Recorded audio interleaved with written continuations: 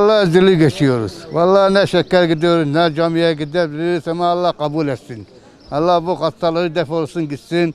Millet de işsizdir. Ne yapsın? Hepsi bak dükkanlar kapalı. Ama Allah kimseye bu acıyı göstermez. Zor bir şey.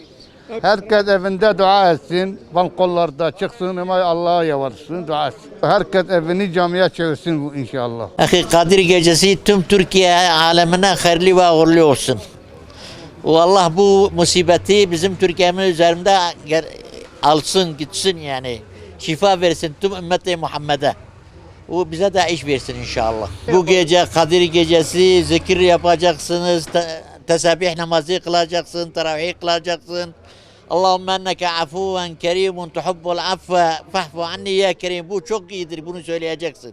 Hepimiz çoluk çocukla, küçükle büyük hepsi dua ederiz Allah'a bu musibeti bizim üzerine kaldırsın inşallah. Kadir Gecesi mübarek bir gündür. 1000 aydan daha hayırlı bir gündür. Bundan dolayı bütün İslam aleminin Kadir Gecesi'ni kutluyorum.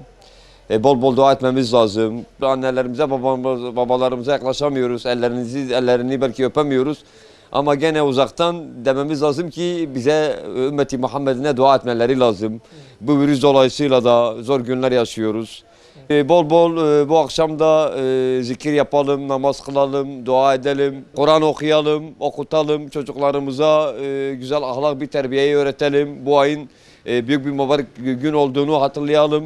Belki Allah-u Teala bu virüsü atlatır, belki bir rahmet kapısı açar bize.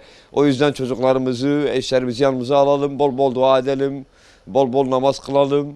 1000 aydan daha hayırlı bir gecedir. Düşünebiliyor musun? 1000 aydan daha hayırlı bir gecedir Kadir Gecesi. O yüzden bol bol dua etmemiz lazım.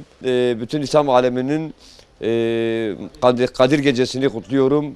Ben bütün ümmeti Muhammed'e dua edeceğim. Bütün ümmeti Muhammed'i de bana dua etmesini bekliyorum. Kadir Gecesi'dir. Bu 2 aydır mücadele ediyoruz bu virüsle. Dua edelim. Yaşlarımıza, gençlerimize dua edelim. Bütün Müslüman kardeşlerimize dua edelim. Bu virüsü üstümüzden alsın. İnşallah bugün hayırlı bir gündür. Anladın? Benim tavsiyem birbirimize kalbini kırmayalım. Ramazandır. Anladın? Çok ahlaksız insanlar var. Birbirine sataşıyor. Şeytan zaten aramızdadır. Gerek yok. Güzel günlere bir adım atalım. Böyle hiç kimsenin kalbini kırmayalım. Bugün Allah'ın izniyle bugün herkes, bütün gençler, yaşlar ellerini kaldırsın semaya, Allah'a dualar edelim. İnşallah Allah'ın izniyle bu virüsü atlatacağız. Kandil mübarek olsun. Allah kimseye kaza bela vermesin. Bu virüsten kurtulmak için dua edelim, birbirimize mücadele edelim. Az önce yukarıda kavga ediyorlardı. Yani bu şeyleri bıraksınlar artık. Yani bir dürüst olsunlar, birbirinize saygı göstersinler. Odur yani. Mübarek ayında namazını, niyazını, oruçlarını tutsunlar. Kimse yani, çünkü dünya ölümlüktür. Dünya kimseye kalmaz. Allah'ın yanında temiz olarak gitmek güzel bir şey. Özellikle zaten bu geceyi hiç kimse unutmaması lazım. Yani hayırlarını yapsın, anası, babası, hani ellerinden öpsünler, haklarını helal etsinler. Yani budur yani. Vallahi eski geceler şeyde gidiyorduk camiden.